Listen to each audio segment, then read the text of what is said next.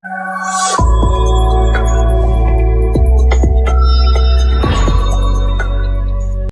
and welcome. I'm Nirmal. Welcome to Markets at Close update from Nirmal Bank. Clearly, if you go to see the kind of gains that we saw in the first half of the trading session, that's something that the markets were not really able to sustain. Afternoon was the time where we were at peak, but in the last hour of trade, we did see that selling pressure that started to creep in, and we reversed the gains at close. Benchmark indices actually gained momentum during the day, but the reasons why we were not able to sustain was mainly in terms of a global Q score. If you see European markets, we did see major cuts coming in on that front, and that's something which did have a bearing on the domestic markets as well. Sensex ended with cuts of around 0.2%, whereas Nifty ended pretty much flat. Nifty, in fact, ended below that 9,250 mark, and it fell almost little over 220 points from the day's highest levels. In fact, Sensex also fell almost around 800 points from the day's highest levels. If you talk about the broader markets as well, a pretty mixed closes what we've seen.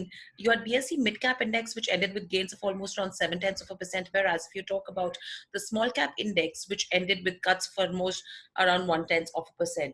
Overall, in terms of sectors as well, it was a pretty mixed trend that we witnessed because there was some bit of positive momentum that we had seen in the pharma pack as well.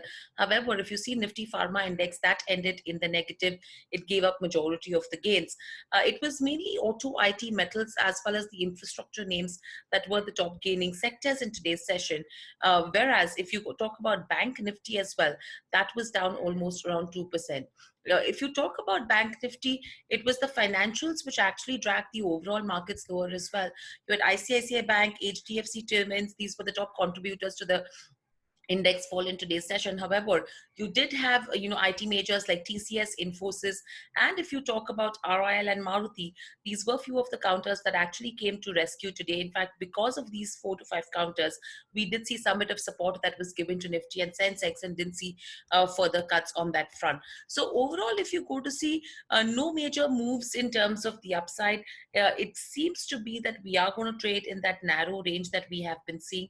There is pressure coming in from global markets as well. Pressure coming in with regards to the rise in terms of where the number of COVID patients go. So we've not been able to move really high, but yes, a range-bound move is something that we have been witnessing. Let's quickly highlight a few of the top gainers today. So Tata Motors, Hero Moto, Bajaj Auto, Maruti Suzuki, and JSW Steel. These were the top gainers on Nifty 50. Whereas if you see on the losing end, you had ICICI Bank, BPCL, Dr. Reddy's, Kotak Mahindra Bank, as well as HUL. These were the top losers on Nifty 50. Talking about the broader markets, you had Mahindra Holidays, Hathway Cable, Vodafone, Heidelberg Cement, Reddington. These were again the top gainers on BSE 500. Whereas on the losing front, you had stocks like TCI Express that reacted on the back of earnings, DCB Bank, EIH, Credit Access, Grameen, EU Small Finance Bank. These were the few losers as well. Uh, let's see if there were any stocks that actually hit a 52-week high or low. So you had a SBI that continues to trade at a 52-week low. In fact, the last couple of trading sessions, there has been a lot of pressure with regards to SBI, which is one of the PSUs. So the pressure continues to mount. Whereas if you see on the broader markets, you had beer, crop science, as well as JB Chemicals and Pharma. Both these counters hit a 52-week high, whereas on the losing end, you had stocks like, say, Bank of Baroda, Brigade Enterprises. Sant continues the downward momentum since it has announced earnings. GE Power India, IIFL Finance, these were a few of the names that actually ended at a 52-week low. Overall, if you go to see in terms of stock-specific action as well, Ester Industries resumed manufacturing operations at its Uttarakhand plant, and that's something which actually gave it momentum. Apart from that, Seat as well as extended warranty on tires by 3 months, and that's something which actually gave it some bit of a sentimental move. And not only that, because you had the OEMs which were up in trade, that's something which supported the auto ancillary companies as well in today's trading session. Glenmark surged as well because they've launched a single inhaler triple therapy for COPD. So that's one of the reasons why Glenmark's Pharmaceuticals was up in trade in the morning session. In fact, apart from Glenmark, VST Industries, Cadilla Healthcare, IRCTC, RCF, these were a few of the other counters which did see smart moves in today's trading session. You had Brickworks rating was assigned to has gone ahead and assigned BWR AA minus stable rating to the NCDs of Welspun Enterprises. So that was another stock that was in focus in today's day of trade. Subex reported its numbers, so that was another stock to focus on. ICICI Bank has gone ahead and cut its fixed deposit rates by around 50 basis points effectively from the 11th of March. So ICICI Bank was another one which did see some bit of pressure in today's session. Overall, we already mentioned about where TCI was concerned. So that was a counter which reacted to earnings. Bharat Dynamics was another one.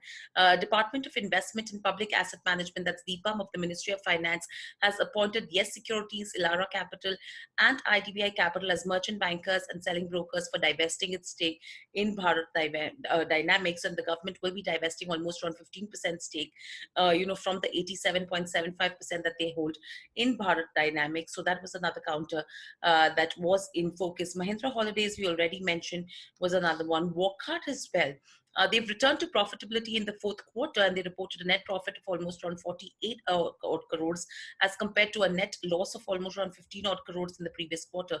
And that's something which gave some bit of support as well to Wockhardt Pharma in trade. But overall, if you go to see a lot of stock specific action, DB Corp down for a second straight day, trading at an all-time low. So again, it is a stock specific market, as we've been mentioning time and again. The best is to maintain your stop losses and not really go overboard in terms of buying or creating shorts, because currently the range bound trade is something that could be expected because markets have been reacting to negative news coming in from global markets, as well as the cases that have been rising on the back of COVID. That's also having an impact not only on domestic markets but on the other global markets as well.